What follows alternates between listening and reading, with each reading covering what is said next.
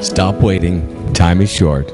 So living the results of other people's dreams, other people's assurances, the ones that unknowingly, but with good intentions, have projected their own dreams, which are so limited, onto you.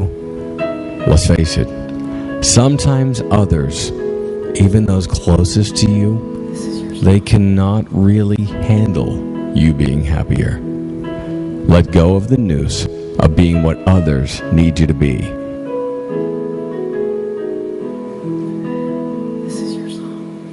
So live fearless and be the one that gives.